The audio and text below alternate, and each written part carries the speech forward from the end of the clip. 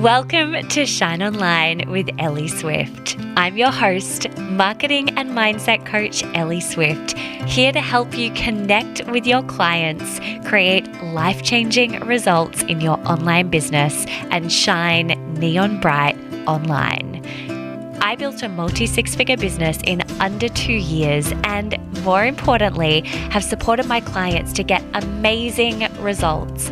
My clients have generated 5- and 6-figure launches, tripled their income, and completely transformed their lives using my signature framework, the Swift Marketing Method. In this podcast, I take you a layer deeper into my business, my life, and my mind. If you're an ambitious entrepreneur, you're in the right place. Let's get started.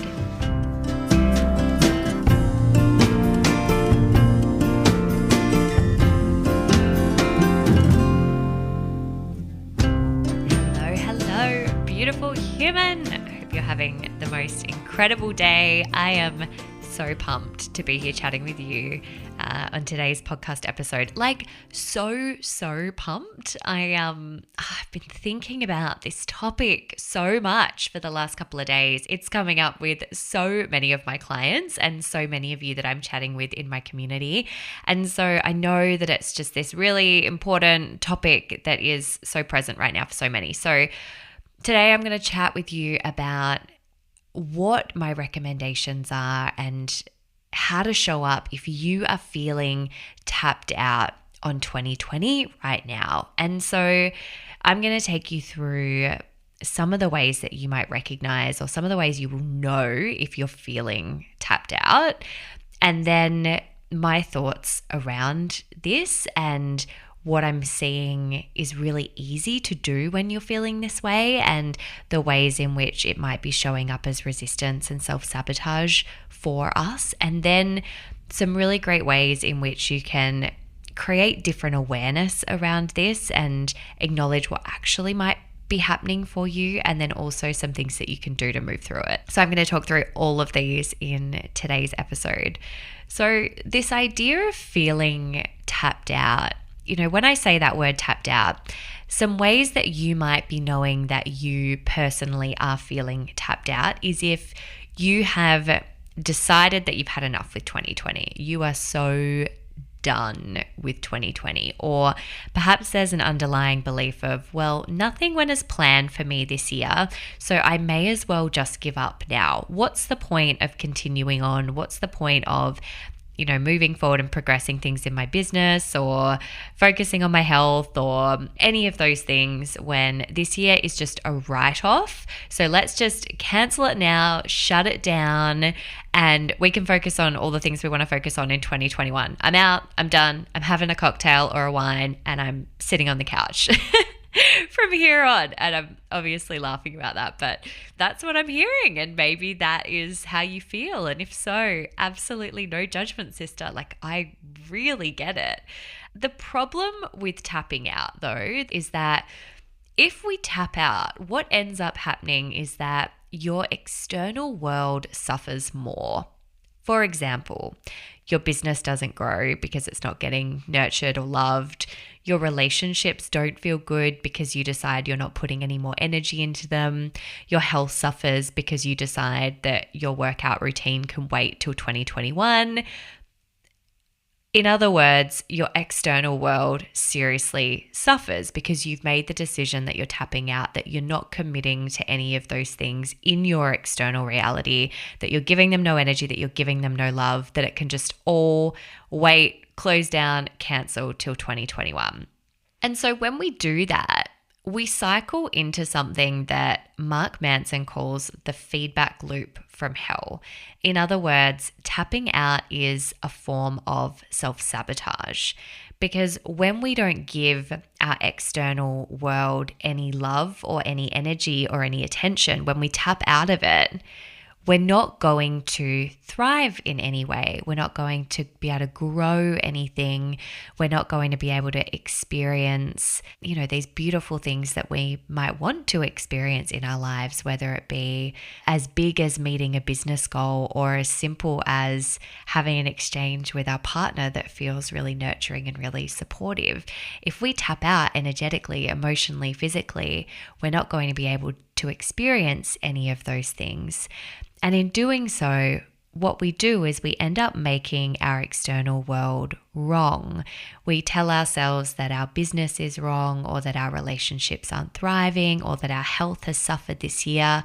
But actually, we're the ones who created that loop by tapping out, right? But it's really easy for us to instead tap out and blame everything on 2020. Which makes it worse, right? So let's think of this as an example thought process. You might go, I'm tapping out from my business. I am done. Nothing happened in the way that I wanted to this year. I'm out. And so you decide that you tapped out of your business. You then stop giving your business any energy or any attention. Then if we continue cycling round, then your brain might start telling yourself the story of, well, I'm just not seeing any results in my business at all at the moment. So online business doesn't work. Online business is not a thing. It's not working for me. Then we might tell ourselves, what am I even doing? Why am I even starting this business in the first place? Or, why am I even trying to scale it or grow it? What's the point? Actually, I'm going to go get a real #real job. I'm going to, create a different life. I'm going to do something else. And round we go. And that spiral all started, that feedback loop from hell all started because we made the decision to tap out. We created that cycle. We self-sabotaged by deciding that we were tapping out. So essentially, like I said before, we blame everything on 2020 and we start to make it worse for ourselves, which is so easy to do. I could very easily decide no more until 2021 in my business. But when I sit with myself and I get real with myself, I know that that's not the answer for anything because of the reasons that I just explained. It feels like an easy answer. Like it feels really quite delightful to go, yeah, I'm out. I'm out. But I know for me, and I'd encourage you to ask yourself what feels true for you. But I know for me that is not the best answer.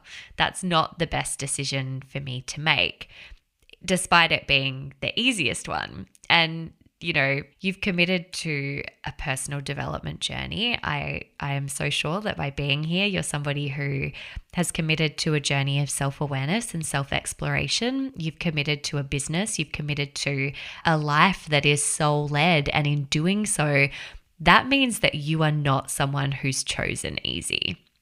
You haven't chosen easy. You've chosen joy. You've chosen soul-led. You've chosen an experience that absolutely lights you up on this earth, but you haven't chosen easy. First of all, congratulations, sister, because it's really hard to choose this path. But from my own experience and what I see in those humans around me who have also chose this journey, it is the most joyful, fulfilling, soul-nourishing one.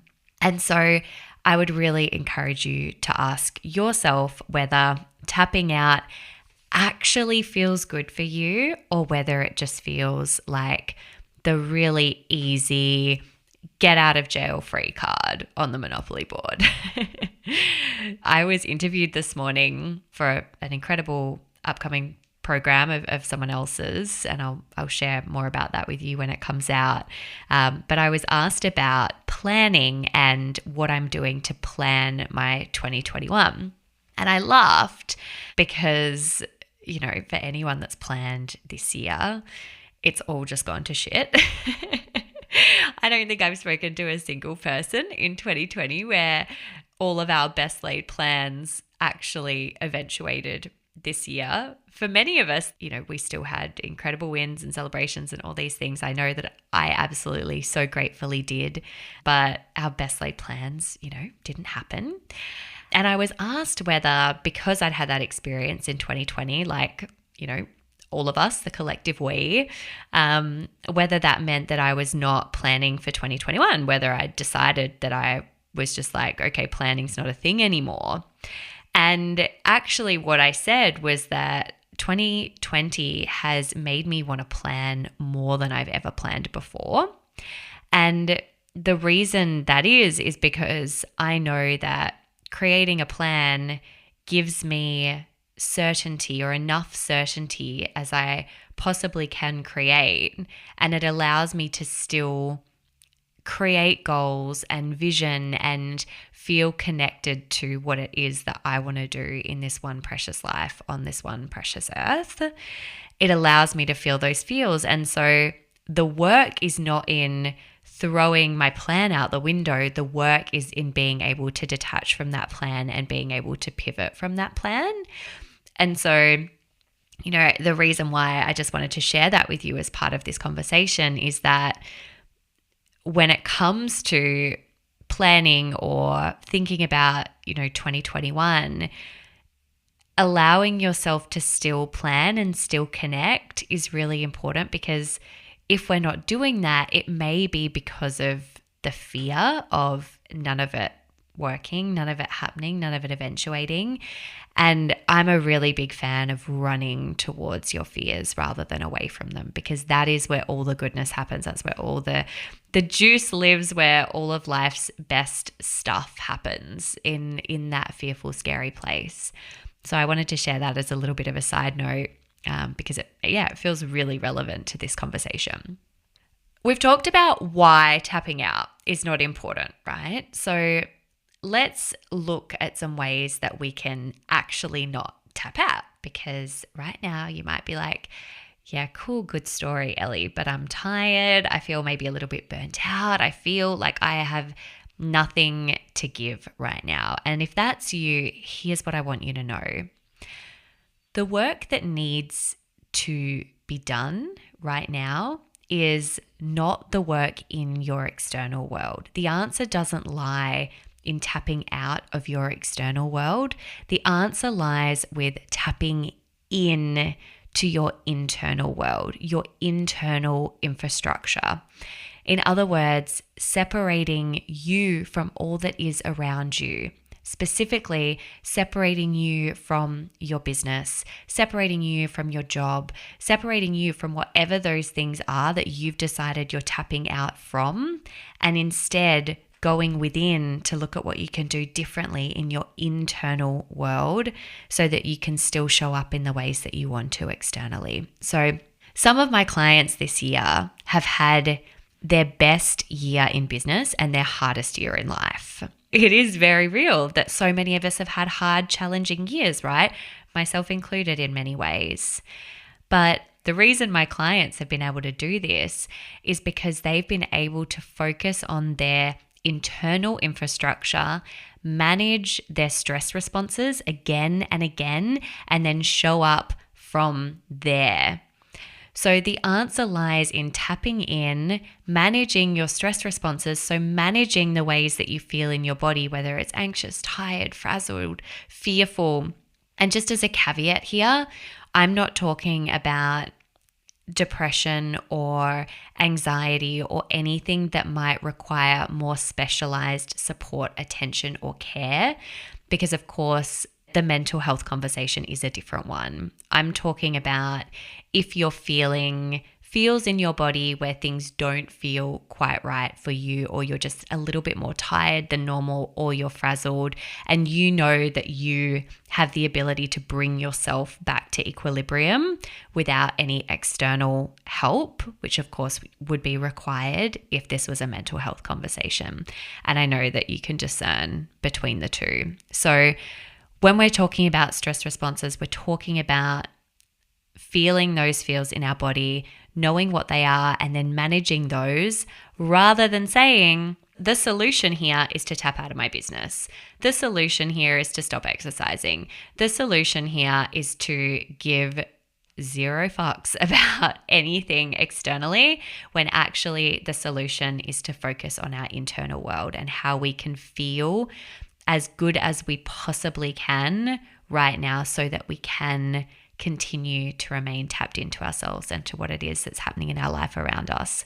So instead of saying the answer is to avoid stress in my life, we want to be saying the answer is to manage how I respond to stress every single day so that I can show up for the things in my life that I've chosen to be part of my life. Now, I'm going to share some ways that I am managing my internal infrastructure right now to provide some examples of what this could look like. You may already feel like, based on this conversation that we've just had, that you know that there are certain things that you can do to manage your own internal world. And if so, that's awesome. I find for me, when I am absorbing any new concepts or information, awareness and understanding of the concept is often the thing that completely changes the game for me. And then I know that in terms of learning for other humans, for many of my clients, it's more about that tactical, tangible implementation.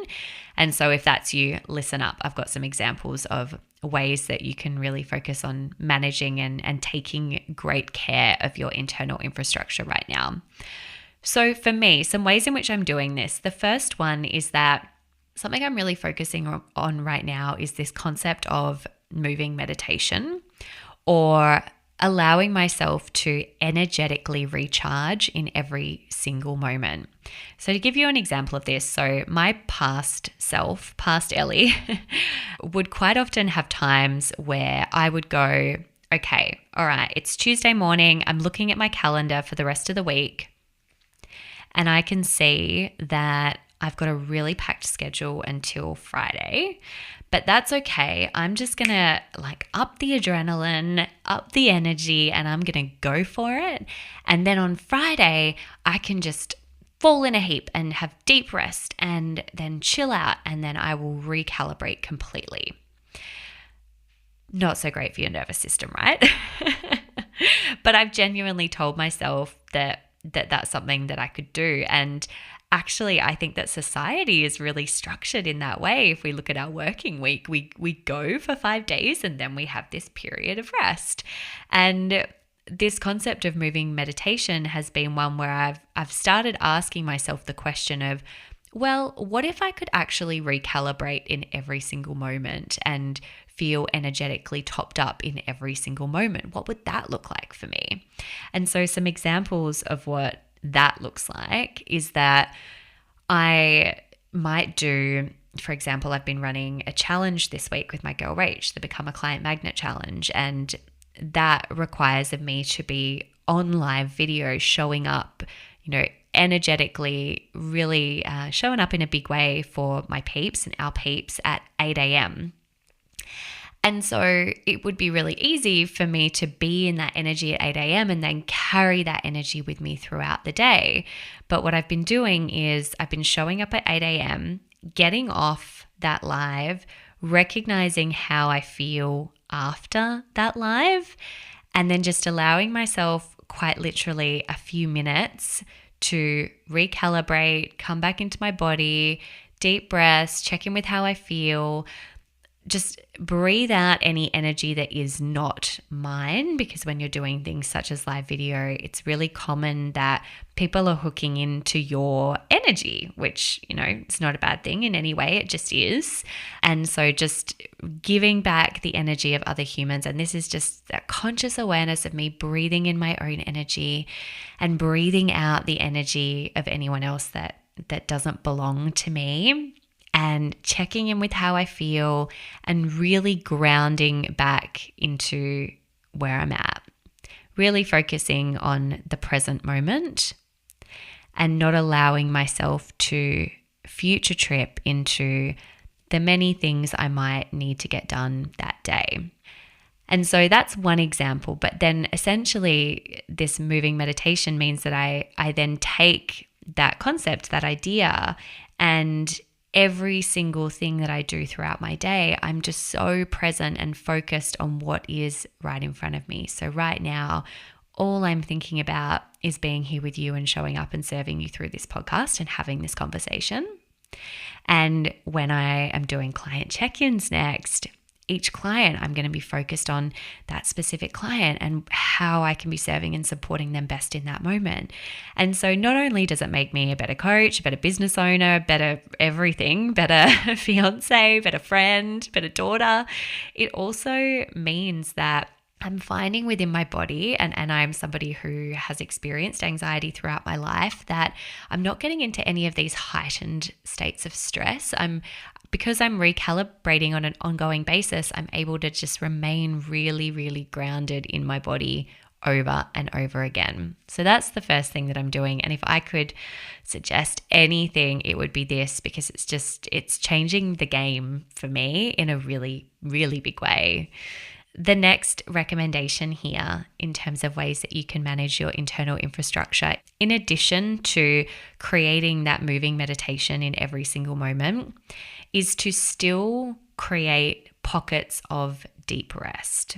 And so when I talk about these pockets of deep rest, this is something that was taught to me by a mentor many years ago, is that we need to have time, specific time, where we are tapped out, like really finite, specific windows of time where we are tapped out.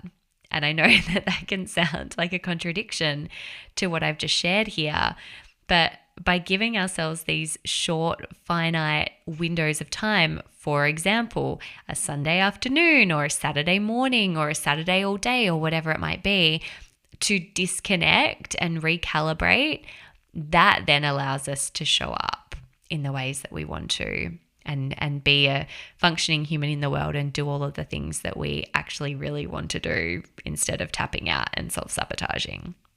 So finding that time to create those pockets of deep rest for yourself, where I always think about it as I'm disconnecting from anything that is removing energy from me right now. And so that might be disconnecting from technology, which I do, disconnecting from seeing people. Like my favorite way to have a pocket of deep rest is like on the couch, no technology, book in hand, blanket on, nap, maybe a glass of wine, maybe Che's there, maybe he's not, maybe it's just me, chilling out, maybe watching something really trashy on TV or some kind of rom-com or like #guilty, not sorry, pleasure. So finding those pockets of deep rest and doing the things that feel really good for you. The third thing here is doing things that make you feel like you and make you feel really good during the day when you are showing up in these external things that you would potentially love to tap out from. So, for example, for me, when I'm in my business, I've just been finding ways to create so much more pleasure within my business and ways in which I can cultivate more pleasure and bring that into my work. So rather than going, you know what, I'm only allowed to have that piece of chocolate or do that thing if I've done this task. I'm like, no, fuck it. I don't believe that to be a truth. I can incorporate pleasure into my day, into the things that I'm doing. And so the ways in which I do that is doing things like going on walks when I'm sending Voxer messages to my clients, or listening to podcasts while I'm working, or listening to really great music, or, you know, making a cup of tea or having some kind of herbal tea that's really great. Or I'm currently obsessed and really late to the party here with banjo bears. You can buy them in Australia from mostly probably whole food or fresh food markets. They're these organic little carob chocolate bears, and they're just the best thing ever. And if we ever stock up on them, I will eat 5 in a day. And I'm okay with that. But, you know, they're examples of ways in which I'm able to energetically fill up throughout the day. And I would encourage you to consider what that looks like for you. So what does pleasure look like for you whilst you're in your business, whilst you're working, whilst you're maybe doing other tasks around the house that you don't love, when you're in mum mode perhaps? Like, what are ways that you can just make all of that feel more pleasurable for you? And then the last thing here is, you know, this is just nothing new, but it's just something that always brings me back to myself, is yin yoga. It's essentially this one, I guess, is another example of a moving meditation. But yin yoga has just been something that for a while there, I stopped doing it because I've been doing a lot of Pilates and dance and working out, which has just felt really good this year. I've loved feeling strong in my body because it's allowed me to be incredibly resilient and expand my capacity to be able to support my team and my clients in ways that I never thought that I would need to this year. And because of that, I have been doing a little bit less yin workouts, yin yoga, but I've just started reintegrating that back into my routine each week, and I'm loving it, and I'm asking myself why I ever stopped. So I would really recommend yin yoga or finding ways that you can create more yin in your weeks, in your life. All right, to summarize here, don't tap out, tap back into yourself. So consider what tapping out actually means for you and whether it is the road that you want to go down right now. If it is, no judgment. Like I said, zero judgment. But for so many of my clients and friends where I've had this conversation with them, the choice has been to tap back in and reconnect to yourself because it is the most sustainable option to then be able to manage whatever stresses are thrown your way in your life. Separate your external world from your internal world and really focus in on that internal world on an ongoing basis. And in doing so, you'll be able to show up better for the things that you've chosen to create in your life. And you're going to also feel far more connected into the new year. And as though you've really served yourself, you're coming in a way that, you feel more connected to yourself, your life, your business, whatever else it might be. And then focus on what you specifically need to do to manage that internal infrastructure. So, like I mentioned at the top of this potty, I'm having this conversation a lot right now, but on the other end of the scale, I'm also having the conversation with so many people about how they have this really strong desire to build their online business into 2021. And so there gets to be a decision here, and I really hope that you can feel empowered in the fact that you get to choose right now and make that decision that you absolutely can create this incredible business into 2021. Like I mentioned before, some of my clients have had their hardest years in life and their biggest and best years in business. And there are so many reasons why I believe that online business is thriving and flourishing more than it ever has. I wrote an Instagram post about this just the other day, actually. So if you do jump on over to my feed, Ellie H. Swift, you'll see the post where my girl Rach and I are like laughing our faces off. You'll see a little bit more about that there. So jump on over and take a read. And speaking of my girl Rach, I am so thrilled because we're currently in collaboration at the moment for the Coach Code, which is open right now. At the time of recording this and at the time of this going live, we are still accepting signups, but only for another 24 hours. So the cart is closing the day after this episode goes to air on the Thursday. And oh my gosh, I don't have the date in front of me, but it's going to be Thursday, the 19th or the 20th of November, whatever day Thursday is there. And we are so excited because we have the most incredible women on board for this so far. As a recap, this is our program that we created as a complete roadmap for booking your dream clients, transforming your business and turning your purpose into profit.